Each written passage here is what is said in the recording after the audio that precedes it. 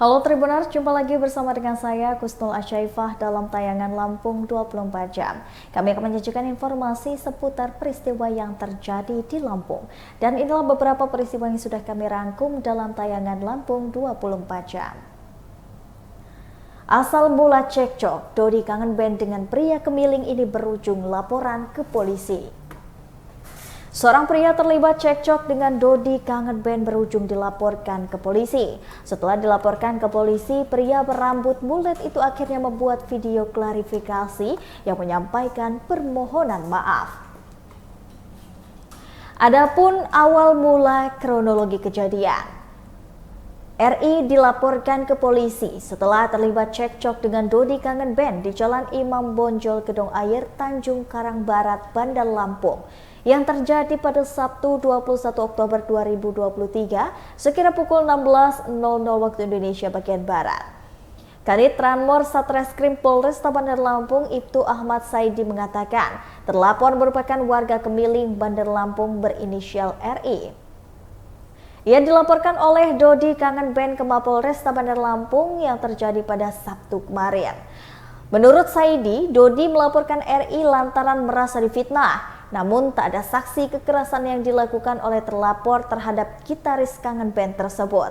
Lebih lanjut, Saidi mengatakan bahwa terlapor juga telah membuat video klarifikasi dan permohonan maaf kepada Dodi kangen band. Dalam video yang diterima oleh Tribun Lampung, terlapor membuat video klarifikasi di kantor unit Ranmor Satreskrim Polresta Bandar Lampung.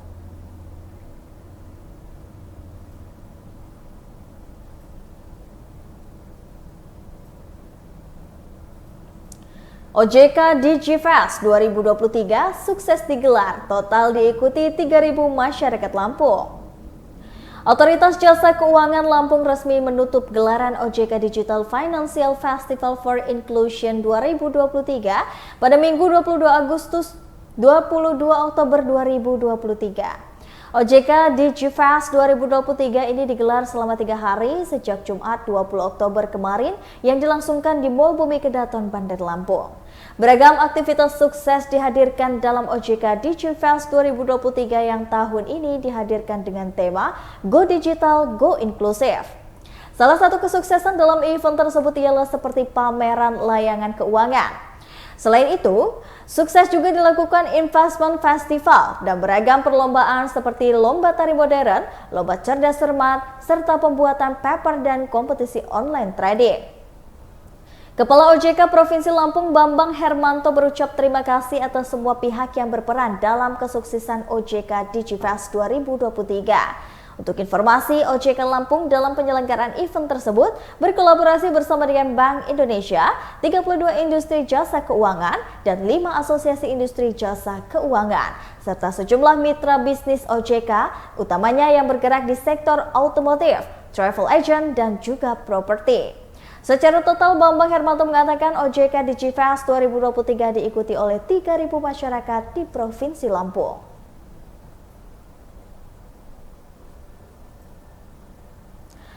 Diduga korsleting listrik, 6 rumah di Panjang Bandar Lampung hangus dilalap api. Sebanyak 6 rumah warga di Jalan Haji Mochalim, Wailuni, Panjang Bandar Lampung hangus dilahap si jago merah. Hal itu disampaikan oleh Kepala Damkarmal Pemerintah Kota Bandar Lampung Antoni Irawan melalui Kabid Pemadam Kebakaran Pemerintah Kota Bandar Lampung yakni Irman Sapurta. Irman mengatakan pihaknya menerima laporan kebakaran ini pada pukul 8 dan tak hanya puluhan personel, Irman juga mengaku pihaknya menerjunkan 6 mobil pemadam kebakaran. Setelah menggerakkan personel dan 6 unit mobil damkar, ia menyebut api berhasil dipadamkan pada pukul 9:33. Ia menjelaskan adapun 6 rumah yang terbakar tersebut yakni milik Asman, Asep, Lubis, Ovan, Edi Siswanto, dan juga Hasan. Arman juga menuturkan kebakaran diduga terjadi lantaran korsleting listrik di rumah milik Asman. Kisah pilu sekeluarga di Lampung Tengah terbaring sakit di atas karpet karena tak ada biaya. Kisah haru dialami satu keluarga di Kecamatan Terusan Dunyai, Lampung Tengah. Sumarto, 40 tahun, warga Jalan 45 Bandar Agung, Kecamatan Terusan Lunyai, Lampung Tengah, tak bisa berbuat banyak melihat istri dan ketiga anaknya terbaring sakit. Mirisnya, Sumarno tak mampu berobat ke rumah sakit karena tak punya uang. Sumarno tak mampu menahan kalut karena istri dan tiga anaknya terbaring sakit di atas karpet tempat mereka biasa tidur. Meskipun ia juga sakit, rasa tanggung jawab memaksa Sumarno mencari uang untuk makan dan juga berobat. Sedangkan pekerjaannya sehari-hari hanyalah buruh tebang tebu musiman.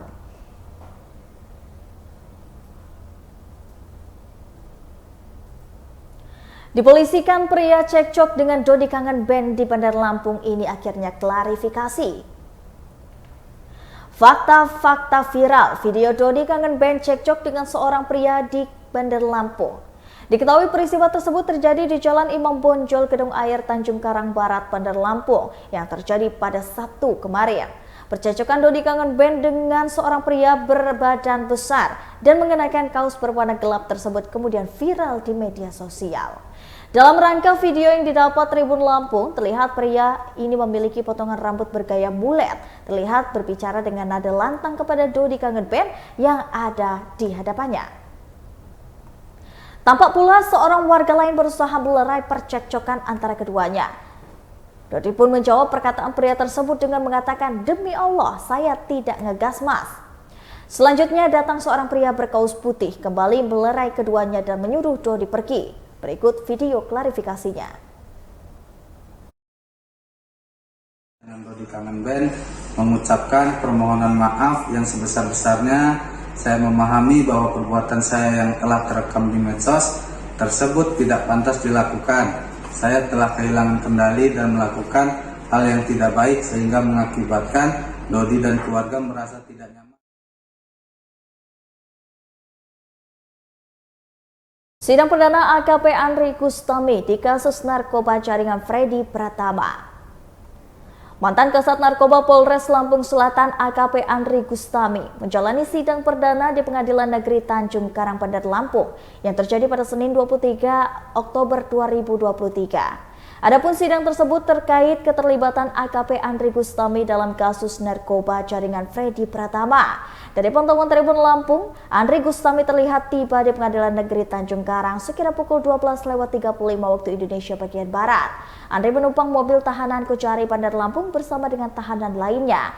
Terlihat Andri mengenakan kemeja putih, peci hitam, dan juga masker. Ia turun dari mobil tahanan dengan pengawalan sejumlah petugas kepolisian bersenjataan lengkap.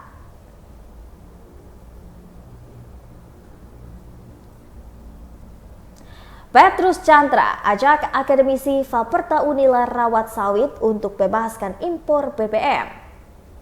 Petrus Tenja, Wakil Direktur Utama PT Nusantara Green Energy, memberikan kuliah umum tentang sawit kepada ratusan mahasiswa Fakultas Pertanian Universitas Lampung.